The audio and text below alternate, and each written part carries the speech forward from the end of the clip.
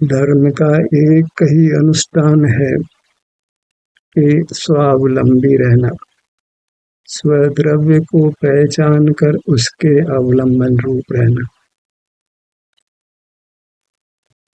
स्वद्रव्य बाल गोपाल सबको अनुभूत है, प्राप्त मूर्त शरीर में ही ये मैं हूँ, ऐसे अपने द्रव्य का एहसास होता है। वह एहसास संवेदन रूप है। मूर्त शरीर से भिन्न ही उसी के एक क्षत्रावगाह रूप हमारा अमूर्त शरीर है जो संवेदन में आता है। उसी के संवेदन रूप रहना वह स्वावलंबन है, स्वाधीनता है और उसी में वीतरागता है। हम धर्म के नाम पर हजारों अनुष्ठान करते हैं और वास्तविक अनुष्ठान जो अपने द्रव्य के अनुभव रूप है वह नहीं करते हैं। धर्म अत्यंत संक्षिप्त है, अपने शरीर के एहसास रूप है। जहाँ पर अवलंबन नहीं है और अपनी सत्ता सुख स्वभावी होने से अपने अवलंबन से हमको सुख का अनुभव होता है और हमको सुख की ही कामना है। अनेकों धार्मिक अनुष्ठान करके हम धर्म के भ्रम में ही रहते हैं। जिन प्रतिमा का दर्शन वह प्राथमिक भूमिका में अवलंबन रूप हो सकता है, इसके पश्चात भी जब स्वरूप का परिचय भी हो जाए तो जिन प्रतिमाओं को देखकर हम ऐसा विचार कर सकते हैं, इतने जीव मुक्त हो गए हैं, इसी भांति मुझे भी मुक्त होना है, उनसे प्रेरणा ग्रहण कर सकते हैं। मंदिरों में नाना प्रतिमाएं होती हैं, वे ये बताती हैं कि अनेकों जीव मुक्त हो गए हैं, तो मैं भी मुक्त हो सकता हूँ। वे अपने आभ्यंतर अमूर्त शरीर से युक्त होकर मुक्त हुए हैं, तो मुझे भी अपने आभ्यंतर अमूर्त शरीर से युक्त होकर मुक्त होना है। तो अन्य सर्व कार्यों से मुझे विरत रहना है, यदि मुझे भी परमात्मा होना है। जिन प्रतिमा के दर्शन से हमें यही प्रेरणा ग्रहण करनी है कि हमें शीघ्र ही उन्हीं की तरह मुक्त हो जाना है। बाह्य पदार्थों का अवलंबन छोड़कर अपने मूर्त के अवलंबन से रहना है, तो शीघ्र ही सकल कर्म क्षय कर हम परमात्मा होंगे। और यदि जिन दर्शन से हम ये प्रेरणा ग्रहण नहीं करते हैं, तो जिन दर्शन वृथा ही होता है। स्वरूप के दर्शन के उपरांत यह आवश्यक नहीं है कि हम जिन प्रतिमा का दर्शन भी करें, पर दर्शन करते हैं तो जिन दर्शन करके फिर अपना दर्शन करने की प्रेरणा लें, तो जिन दर्शन करना सार्थक हो सकता है। उन्होंने जगत से मुंह फेरा है, अपना मुख अपनी ओर किया है, इसी हेतु से वे परमात्मा बने हैं, तो मुझको भी इंद्रिय द्वारों को बंद कर अपने अमूर्त शरीर का संवेदन कर परमात्मा होना है। पूर्व में अनंत जीव परमात्मा हो गए हैं, पर मेरे लिए वे भिन्न ही हैं। जैसे मूर्त शरीर भिन्न है, भिन्न अर्थात भिन्न स्वभाव वाला है, ऐसे ही जो मुक्त हो गए हैं वे भी भिन्न हैं। उनका स्वभाव मेरे अनुभव में नहीं आता, वो मेरा स्वरूप उनके अनुभव में नहीं आता, तो हम एक दूसरे के लिए प्रयोजनभूत नहीं है। बस परमात्मा के स्वरूप का विचार कर उसी मार्ग पर हमको चलना है। परमात्मा का स्वरूप यही है कि वे अपने मूर्त में लीन हैं, तो मुझे भी अपने मुहूर्त में लीन रहना है और समय अन्य कार्यों में खराब नहीं करना है। हम देखते हैं कि कर्मोदय से नाना जीव दुख भोग रहे हैं। हमको भी दुख नहीं भोगना है, तो कर्म बंधन से बचना है। कर्म बंधन नहीं होगा तो उदय भी नहीं होगा, तो उदय नहीं होगा तो दुख भी नहीं होगा।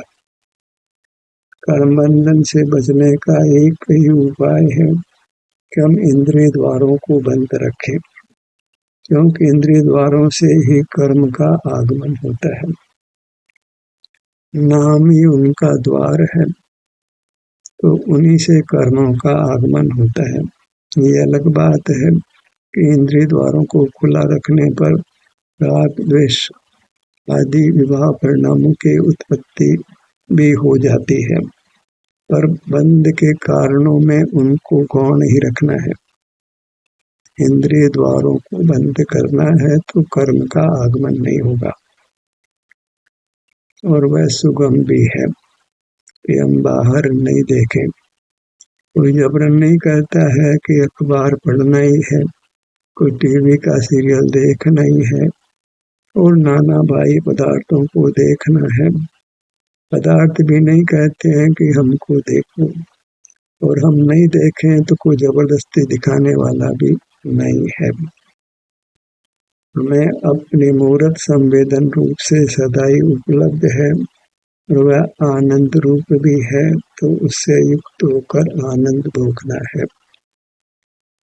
बस अपने मूर्त को केवल आनंद रूप ही देखना है, क्योंकि वास्तव में हम आनंद ही चाहते हैं। भीतर से कोई भी जीव ज्ञान के लिए ज्ञान नहीं चाहता है, बल के लिए बल नहीं चाहता है। प्रयोजन तो सुख प्राप्ति का ही है, और ज्ञान और बल की कोई आवश्यकता नहीं है, और वह हमारा स्वरूप भी नहीं है। तो ज्ञान अर्जित करने, बल अर्जित करने का प्रयत्न करने में कुछ भी सार नहीं है। हम देखते हैं कि जीव ज्ञान और बल बढ़ाने के लिए प्रयत्नशील होते हैं। कोई लाइब्रेरी में बहुत पुस्तकों का अध्ययन करता है, कोई बल के लिए प्रोटीन, कार्बोहाइड्रेट आदि नाना पदार्थों का सेवन करना चाहता है। वह सब वृथा की चेष्टा है। हमें सुख की कामना है तो अपनी मूर्त सुख की बनी हुई है, तो उससे युक्त होकर सुखी हो जाना है, अन्य वांछाएं नहीं करनी है।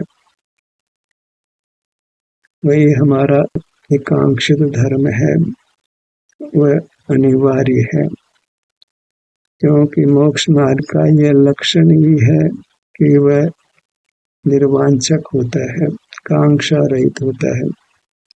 उसको किसी बाह्य पदार्थ की इच्छा नहीं होती। बाह्य पदार्थ के संबंध में कोई विकल्प अंतरंग से नहीं होता है।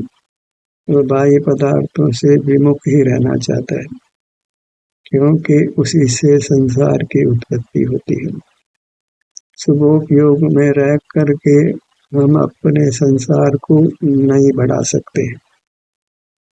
जहाँ संसार है वहाँ अनिवार्य रूप से दुख है।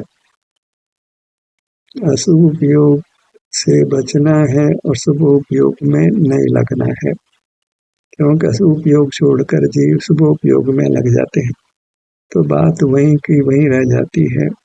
अपने मूर्त का अवलंबन हम नहीं लेते हैं। अशुभ से शुभ अच्छा है, पर ये खबर नहीं है कि हम अपनी मूर्त से रहित रहते हैं, तो मोक्ष मार्ग किंचित भी नहीं होता है।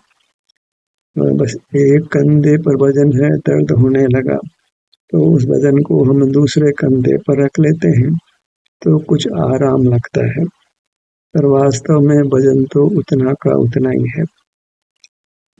ऐसे ही अशुभ से हटकर शुभ में आते हैं, तो हमको ऐसा लगता है कि हमको सुख की प्राप्ति हुई है, पर बहिर्मुखता तो उतने की उतनी ही है।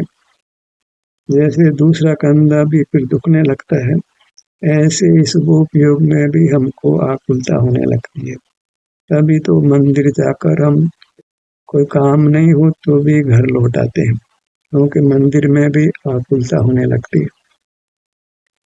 तो निराकुलता कहाँ होती है? तो निराकुलता अपने मूर्त के दर्शन से होती है। धर्म का साधन भिन्न नहीं होता है। देव शास्त्र गुरु भिन्न है, इसलिए वे धर्म के वास्तविक साधन नहीं है। मोक्ष मार्ग अभिन्न साधन साध्य रूप है, अभेद भक्ति रूप है। तो अपनी मूर्त ही अभेद है, अभिन्न है। तो जैसी मूर्त है वैसा उसको अनुभव में ले लेना है। पांव से मस्तक तक यहाँ जो भी संवेदन मिलता है उसको हमने अनुभव में ले लेना है। वहाँ द्रव्य पर्याय का विभाग नहीं करना है, अन्यथा विकल्पों का अंत बिल्कुल नहीं होना है, क्योंकि हम फिर भेद में रुक जाते हैं।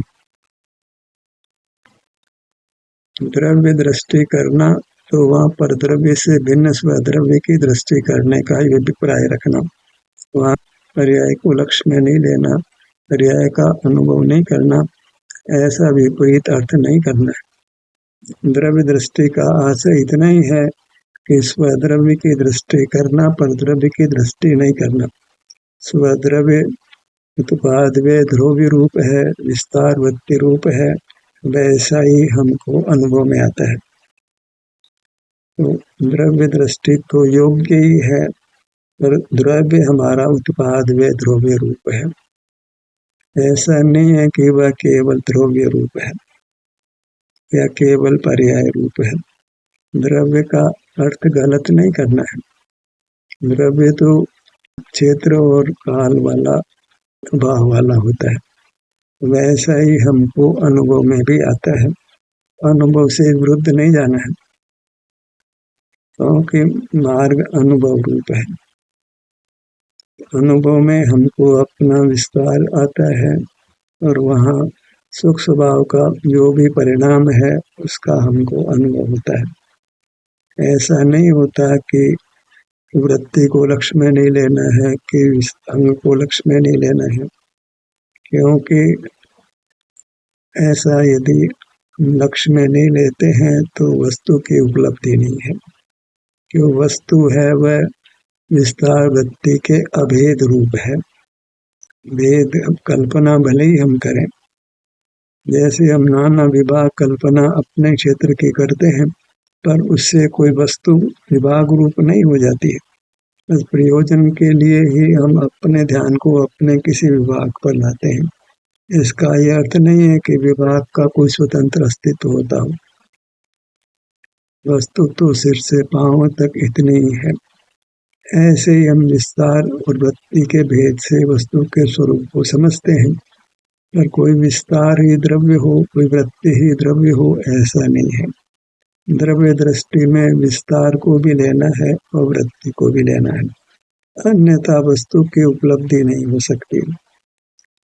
द्रव्य दृष्टि का आशय द्रव्य को उपलब्ध करना है, अपने आत्मा को उपलब्ध करना है, अपने आभ्यंतर अमूर्त शरीर को उपलब्ध करना है, और वह नियम से सुख की वृत्ति सहित होता है। अपने मूर्त की ओर आते हैं तो सुखानुभूति नियम से होती है। अपना विस्तार और सुख का परिणाम ऐसा ही हमारा स्वरूप है। विस्तार को जब स्वरूप कहते हैं, आभ्यंतर अमूर्त शरीर को स्वरूप कहते हैं, तो वहाँ सुख स्वभाव का निषेध नहीं है, सुख रूप वृत्ति का निषेध भी नहीं है। कथन में एक बार में एक ही होता है। हम अपने आभ्यंतर अमूर्त शरीर को स्वरूप कहेंगे और अपने को भी अपना स्वरूप कहेंगे, उसमें कुछ भी दोष नहीं है। कथन एक बार में एक का ही होता है। तो शरीर भी हमारा स्वरूप है और उसका स्वास्थ्य होता है। आराम हो या वेदना हो तो वह भी हमारा स्वरूप है। विभाव भी होता है और स्वभाव स्वरूप भी होता है। वेदना अनुभव में आती है वह हमारा विभाव है, सुख अनुभव में आता है वह हमारा स्वभाव है। तो वहाँ हमारा कोई जोर नहीं है, जो भी अवस्था है उसका ग्रहण कर लेना है। विस्तार में भी कोई जोर नहीं है कि विस्तार को छोटा बड़ा कर लें। कर्तापना तो है ही नहीं, क्योंकि हम कर्ता स्वरूप नहीं हैं, हम अनुभूति स्वरूप हैं। अनुभूति स्वरूप भगवान आत्मा बाल गोपाल सबको अनुभव में आता है विस्तार और वृत्ति रूप से। न तो एकांत विस्तार रूप से अनुभव में आता है, न एकांत वृत्ति रूप से अनुभव में आता है। तो अनुभूति को नहीं झुठलाना है। अनुभूति को झुठलाएंगे तो मोक्ष मार्ग ही नहीं होगा, क्यों मार्ग अनुभूति से सिद्ध होता है, अनुभव से ही प्रमाण होता है। तो हम अपने ध्यान को अपने विस्तार पर लाएं, और चूंकि हम सुख स्वभावी हैं तो हमको सुख का अनुभव होता है। यही धर्म का स्वरूप है, जो हम कहीं भी रहें कर सकते हैं। घर में रहें, बाजार में रहें, देश में रहें, विदेश में रहें, बैठे हों कि खड़े हों कि लेटे हों, कोई काम कर रहे हों, हर स्थिति में हम अपने विस्तार वृत्ति को अनुभव में ले सकते हैं। और ये भी कोई नियम नहीं है कि शुरू में ही हम आधा घंटे तक ये अभ्यास करें, घंटे भर तक अभ्यास करें। मार्ग तो इतना ही है कि एक क्षण मात्र को हमने अपने विस्तार वृत्ति को लक्ष्य में लेना है, और विस्तार भी पूरा का पूरा लक्ष्य में ले, ये भी आवश्यक नहीं है। हम अपने शरीर के किसी भाग को लक्ष्य में लेकर वहाँ जो भी स्वास्थ्य की स्थिति है, सुख स्वभाव की स्थिति है, उसका हमको अनुभव हो जाता है। ये नियमित रूप से अभ्यास करना है। यदा कदा जब भी अवसर मिले तो हम अपने शारीरिक स्वास्थ्य का अनुभव करने लगे।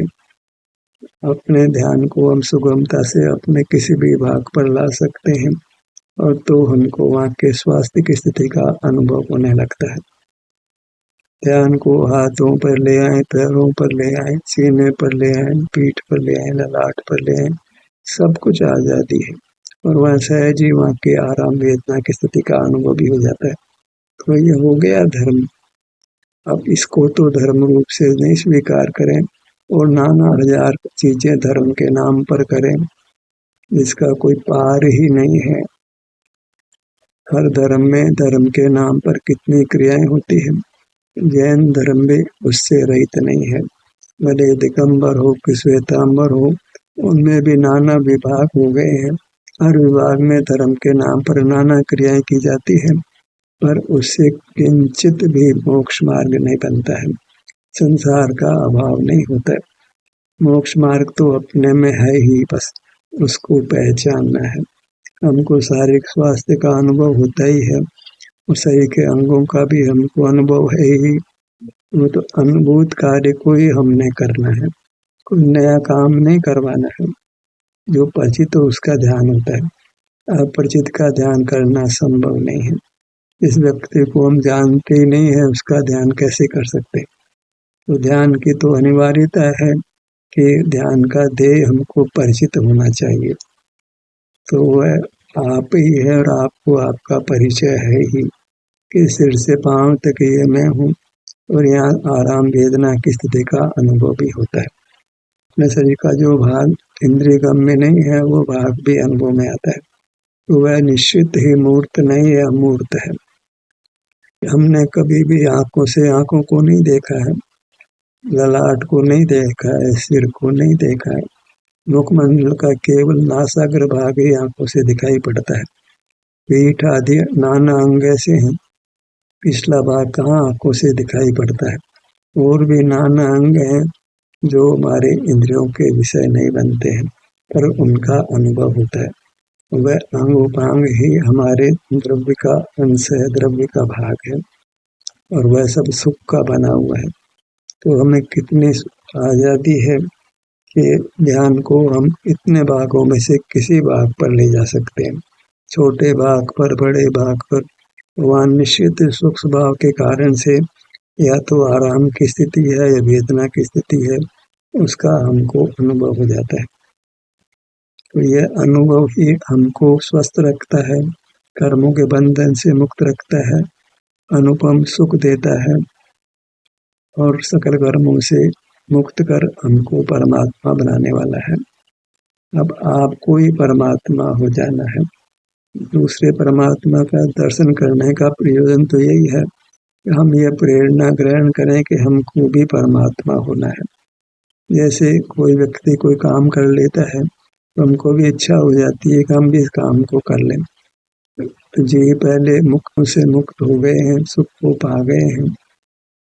दुख सुख नाम के दो शब्द ये बताते हैं कि जैसे दुख का अस्तित्व है वैसे सुख का भी अस्तित्व है। तो हम सुख के बने हैं, उसी का विभाव परिणाम दुख है। अपने ही अपराध से हम दुखी हैं। अपराध यही है कि सुख जहाँ है वहाँ नहीं ढूंढ कर सुख जहाँ नहीं है वहाँ ढूंढते हैं। मृग मरीचिका जैसा जीवन जीते हैं। रेगिस्तान में पानी ढूंढते हैं, भालू की चमक में पानी का भ्रम करते हैं। ऐसे पुद्गल में सुख का भ्रम करते हैं। किसी पुद्गल में सुख नहीं है, सुख तो हमारा स्वरूप है। अपने विस्तार में अपने अभ्यंतर मूर्त शरीर में पाया जाता है। उसका हमको अनुभव भी होता है। उसमें कोई रंग नहीं है, कोई गंध नहीं है, कोई रस नहीं है, कोई स्पर्श नहीं है। उसके सन्मुख होते हैं तो हमको राग द्वेष मोह भी नहीं होता है, आकुलता नहीं होती है, तनाव नहीं होता है, शांति होती है। उस शांति से ही हमारा शरीर स्वस्थ हो जाता है। बॉडी अपने आप को हील करती है, बशर्ते कि हम टेंशन नहीं करें, चिंता नहीं करें, भय नहीं करें, आगाधिक क्रोध नहीं करें, तो बॉडी अपने को हील करती है। बिल्कुल एकदम स्वस्थ हो जाती है, एकदम सुखद हो जाती है। यहाँ साथ में भौतिक शरीर भी डॉक्टरी जांच के अनुसार स्वस्थ हो जाता है, क्योंकि ये दोनों पैरेलल चलते हैं, एक साथ चलते हैं, क्योंकि उनका ऐसा ही कोई संबंध बन गया है। तो हमें तो अपने अमूर्त शरीर को सुखद बनाना है। खुद का शरीर तो सुखद नहीं होता, दुख में निमित्त अवश्य होता है। तो दुख में निमित्त तो तभी होता है जब हमारा अमूर्त शरीर कर्म से बंधा होता है। स्वयं ही बहिर्मुख होकर राग अधिक करते हैं। अगर बहिर्मुख नहीं हो, अपने अमूर्त काया को लक्ष्य में लेकर वहाँ के स्वास्थ्य की स्थिति का ही अनुभव करते रहें, तो वह समय दूर नहीं है जब पूर्ण सुख को पाकर परमात्मा हो जाते हैं। यही अभ्यास हमने निरंतर करते हुए रहने का है। निरंतरता का अर्थ यही है कि जब भी अवसर मिले हमको अपने शरीर के किसी भाग पर आकर वहाँ के स्वास्थ्य की स्थिति को अनुभव में ले लेना है। और इतने से ही आप शीघ्र ही परमात्मा होंगे, सदा सदा के लिए पूर्ण सुख होंगे, किसी बाह्य पदार्थ की आवश्यकता नहीं रहेगी। ध्यान के सत्र यही समाप्त होता है। आपकी सहभागिता के लिए धन्यवाद।